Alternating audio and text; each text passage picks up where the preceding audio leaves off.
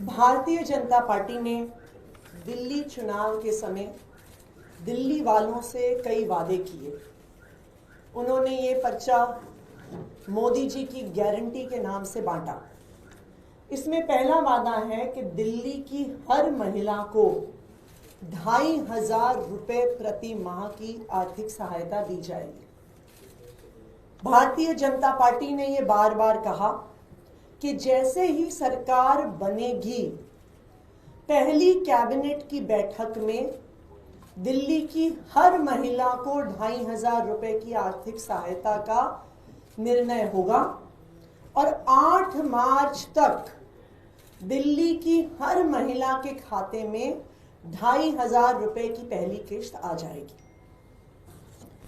Bharatiya Janata party के सूत्रों के हवाले से हमें पता चला है कि न सिर्फ 2500 रुपए महीने, बल्कि जो बाकी सारे वादे भी भारतीय जनता पार्टी ने किए थे, उनको पूरा करने का भारतीय जनता पार्टी का कोई भी इरादा नहीं है। अभी भारतीय जनता पार्टी के अंदर विधायकों के बीच में लड़ाई झगड़ा चल रहा है कि कौन किस विभाग का मंत्री बनेगा, कि कौन कितनी लूट कर सकता है।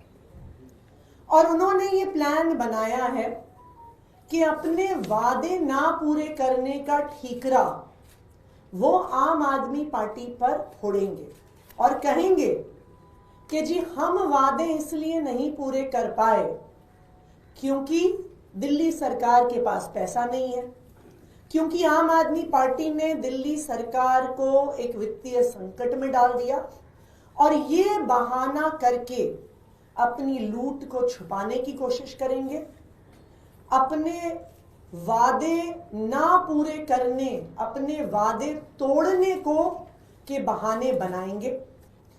तो आउटगोइंग मुख्यमंत्री होने के नाते मैं आज दिल्ली वालों के सामने पिछले 10 साल में दिल्ली में जो इकोनॉमिक ग्रोथ हुआ है, आम आदमी पार्टी ने जो इकोनॉमिक ग्रोथ किया है, मैं आज दिल्ली वालों के सामने रखना चाहती हूं कि भारतीय जनता पार्टी आने वाले समय में कोई भी बहाने ना बना पाए और दिल्ली वालों को किए गए वादों को पूरा करे।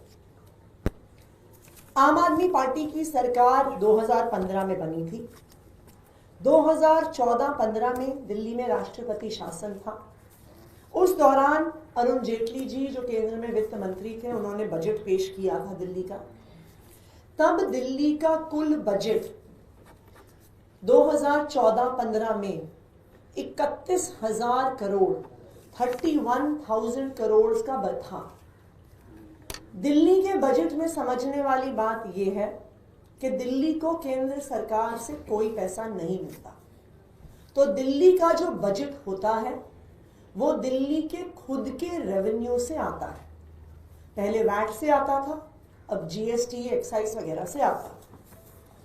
2014-15 में दिल्ली का बजट 31,000 करोड़ था और अगर आप उससे पिछले 5 साल में बजट की ग्रोथ देखेंगे तो 2009-10 में बजट 25,000 करोड़ था और 5 साल में 6,000 करोड़ बढ़ के 31,000 करोड़ पहुंचा था।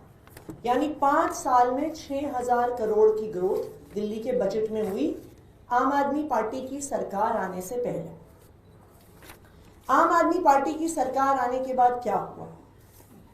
2014-15 में 31,000 करोड़ से लेकर 2024-25 में 77,000 करोड़ का बजट दिल्ली विधानसभा में पेश हुआ। 77,000 करोड़, यानी 10 साल में 46,000 करोड़ 46,000 करोड़ की बजट में बढ़ोतरी आम आदमी पार्टी ने, अरविंद केजरीवाल जी ने दिल्ली में करी। 10 साल में दिल्ली का बजट, दिल्ली की इकोनॉमिक ग्रोथ 2.5 गुना से ज्यादा हो गई। 31,000 करोड़ से शुरू होकर 77,000 करोड़ पर आम आदमी पार्टी ने दिल्ली के बजट को पहुंचाया। ना सिर्फ इतना, जो कर्जा हमें कांग्रेस की सरकार से लेगेसी में मिला था, 2014 में किसी भी सरकार के कर्जे को डेट टू जीडीपी रेशियो से आंका जाता है कि सरकार के टोटल जीडीपी का कितना हिस्सा कर्जा है। 2014 में ये 6.6% था, 2023 तक ये 3.9% आ गया, और 2024 में जब हम ये सरकार छोड़ के जा रहे हैं तो मात्र 3% पर दिल्ली का डेट टू जीडीपी रेशियो है। यानी आम आदमी पार्टी की सरकार ने, अरविंद केजरीवाल जी की सरकार ने जो कर्जा हमें पुरानी सरकारों से लेगेसी में मिला, उस कर्जे को भी हमने चुकाया। जबकि मैं आपको बताऊं, भारतीय जनता पार्टी शासित उत्तर प्रदेश, जहां पे कई सालों से भारतीय जनता पार्टी की सरकार है, डेट टू जीडीपी रेशियो 32.5% है। मध्य प्रदेश में 33% है। आज आम आदमी पार्टी की सरकार मात्र 3% कर्जा भारतीय जनता पार्टी की सरकार के पास छोड़ के जा रही है। सीएजी की 2022 की रिपोर्ट्स ने ये साफ साफ कहा था कि दिल्ली देश का एकमात्र रेवेन्यू सरप्लस स्टेट है। और कब से है? 2015 से है, जब से दिल्ली में आम आदमी पार्टी की सरकार बनी। तो मैं भारतीय जनता पार्टी को ये कहना चाहती हूं कि एक इकोनॉमिक ग्रोथ, इकोनॉमिक बूम करके आम आदमी पार्टी, अरविंद केजरीवाल जी की सरकार आज भारतीय जनता पार्टी को सौंप रही है। भारतीय जनता पार्टी ने ये वादे किए हैं दिल्ली के लोगों को, और मैं ये उम्मीद करती हूं कि वो फाइनेंशियल एक्सक्यूजेस ना बना के, झूठ ना बोलकर अपने इन वादों को पूरा करेंगे। खासकर दिल्ली की हर महिला को 2,500 रुपए प्रति माह देने का जो उन्होंने वादा किया है, जो पहली कैबिनेट में पास होना है और 8 मार्च तक बैंक के खाते में आना है। हम ये उम्मीद करते हैं कि भारतीय जनता पार्टी अपने वादों को पूरा करेगी। Thank you. मैम, इसके अलावा कल से एक सवाल उठ रहा है कि एक्स हैंडल जो था सीएमओ, उसको बदल के अरविंद केजरीवाल एट वर्क कर दिया गया, और सरकार का जो भी फॉलोअर्स था उसका निजी इस्तेमाल किया जा रहा। ये अधिकार अरविंद केजरीवाल को नहीं था। वीडियोज भी डिलीट करने के आरोप लगाए जा रहे हैं, और अब वो अकाउंट भी सस्पेंड कर दिया गया है। देखिए, ट्विटर जो अब एक्स के नाम से जाना जाता है, उसकी बहुत क्लियर कट पॉलिसीज हैं अकाउंट ओनरशिप को लेके, बहुत क्लियर कट लीगल गाइडलाइंस हैं। तो जो लीगल गाइडलाइंस हैं उनके अनुसार ट्विटर के हैंडल को जो भी एक्शन लेना है वो लिया जाएगा। मैम, एक सवाल और, जो मोहल्ला क्लिनिक आप लोगों का बहुत बड़ा एक प्लान था, उसके बारे में अभी भी आप लोग बात करते हैं, उसके नाम बदलने की बात की जा रही है।